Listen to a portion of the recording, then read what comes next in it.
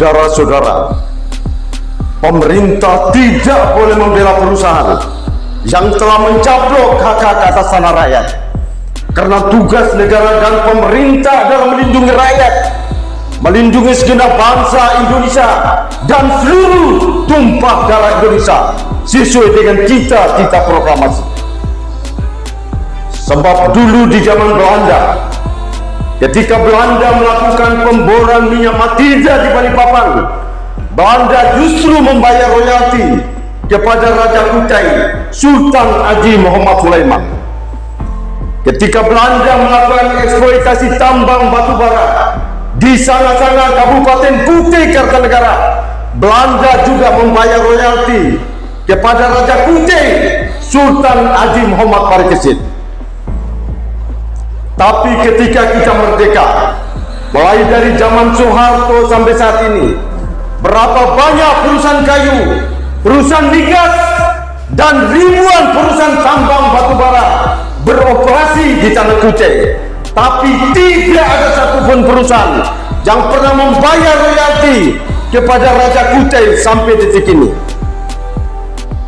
Bahkan tanah milik Sultan Haji Muhammad Solahuddin II, Sultan Kutai Kartanegara Ing Martadipura, seluas 370 hektar di Kota Pondang dicaplok oleh PT Pupuk Kaltim, dan masyarakat petani Bontang dijebloskan dalam tahanan sebagai bentuk kekejaman rezim Soeharto.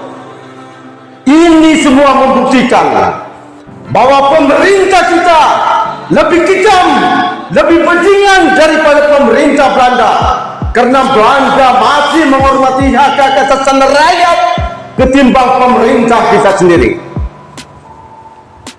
Saudara-saudara, sudah 37 tahun mereka berjuang menuntut hak-hak atas tanah mereka yang telah dicaplok oleh perusahaan.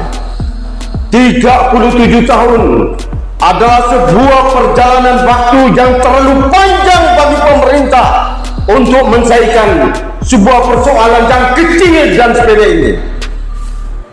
Ini adalah bukti kebodohan, ketidakmampuan pemerintah dalam menyelesaikan masalah yang dihadapi rakyat. Ini adalah bukti bahwa pemerintah di bawah telunjuknya PT Pupuk Kaltim, mereka diatur oleh perusahaan, dikendalikan oleh perusahaan.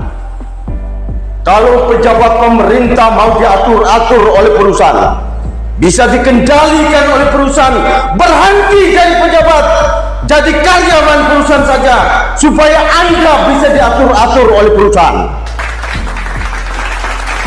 Padahal para pejabat itu adalah abdi negara dan abdi rakyat, bukan abdi terhadap perusahaan. Maka para pejabat tidak boleh menjadi jongosnya perusahaan, menjadi budaknya perusahaan. Ini benar-benar sangat memalukan, sangat menjatuhkan di bawah negara dan pemerintah, saudara-saudara. Saya heran, mengapa PT Pupuk Kaltim itu suka dibela-bela oleh pejabat pemerintah, padahal PT Pupuk Kaltim tidak punya surat tanah di atas objek tersebut. Terbukti sertifikat nomor 10, nomor 65, nomor 673 yang diperlihatkan dalam rapat di DPR itu ternyata objek yang berada di tempat lain, yakni di Perumahan PKT, di Perumahan PTN, dan di pabrik Pupuk Kaltim, bukan berada di lokasi Gunung Kempeng. Ini adalah kebohongan publik. Maka DPR telah menerbitkan rekomendasi tersebut, di mana perintah untuk bayar yang wajib dipatuhi oleh semua pihak. Karena kepemilikan tanah itu harus berdasarkan legalitas surat yang dimiliki, bukan berdasarkan pengakuan di mulut.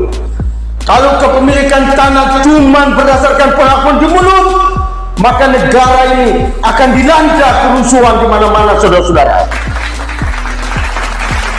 Tindak lanjut daripada rekomendasi tersebut dilakukan oleh pemerintah pusat sebagai mitra kerja DPR, bukan pemerintah daerah. Karena DPR dan pemerintah pusat saja tidak dihormati, tidak dihargai oleh PT Pupuk Kaltim, apalagi cuman pemerintah daerah. Oleh karena itu saudara-saudara, pada pidato yang kedua ini saya mohon kepada Bapak Presiden Joko Widodo, Bapak Menteri Badan Usaha Milik Negara, Bapak Menteri Agraria dan Kepala BPN agar segera melakukan tindak lanjut daripada rekomendasi tersebut. Karena sampai kapan para pejabat pemerintah membela-bela perusahaan yang telah mencabut hak-hak atas tanah rakyat? Sampai kapan para pejabat pemerintah bertekuk lutut dan tidak berjaya di hadapan perusahaan? Jika tuntutan ini dibiarkan terus, digantung terus, maka saya juga akan terus melakukan perlawanan lewat pidato di media sosial. Bila perlu, saya akan melakukan kampanye golput 2024.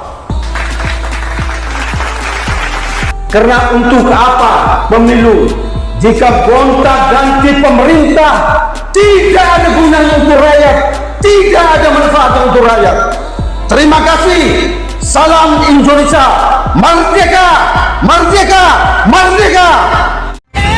Indonesia, nada laguku, simfoni berteduh.